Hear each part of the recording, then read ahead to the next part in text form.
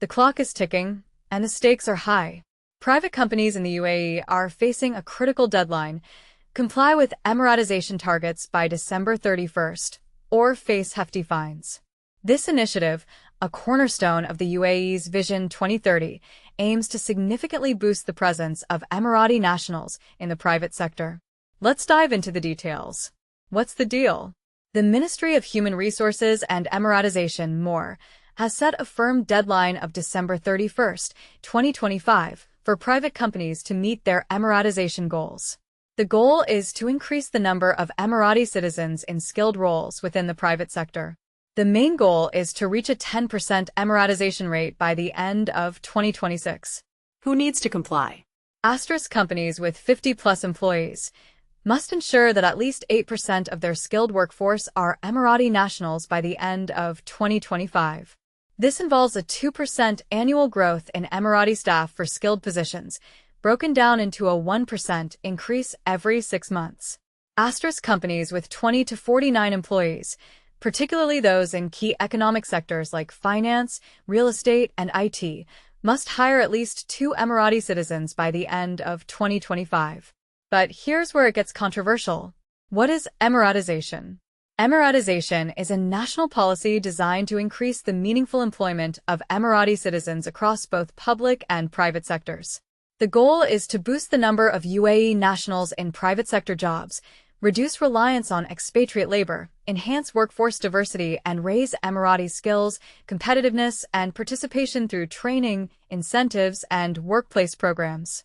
The penalties for non-compliance. Starting January 1, 2026, companies that miss the deadline will face significant financial penalties. Companies with 50-plus staff, a monthly fine of 89,000 for every Emirati they haven't hired to meet the 8% target. This adds up to 108,000 annually per missing employee. Companies with 20 to 49 staff, a fine of 108,000 for failing to hire the required 2 Emiratis by the end of 2025. This follows a fine of 96,000 for missing the 2024 target of hiring 1 Emirati. MoHRE is watching closely. MoHRE is cracking down on companies that try to avoid these rules, including the use of advanced artificial intelligence, AI, tools to detect strategies like fake Emiratisation. This involves hiring Emiratis for roles that don't really exist, just to meet quotas. Penalties for this can range from 20,000 to 100,000 per case, along with legal action and a downgrade in the company's status. How NAFIS helps. The Emiratisation initiative is supported by the NAFIS program, which offers financial and logistical incentives. For Emirati citizens, NAFIS provides salary top-ups of up to 87,000 monthly and training programs. Compliant companies can join the Emiratisation Partners Club, receiving benefits like up to an 80% reduction on ministry service fees and priority in government contracts. As of mid-2025, over 152,000 Emiratis are working in the private sector across 29,000 companies, a testament to the program's success.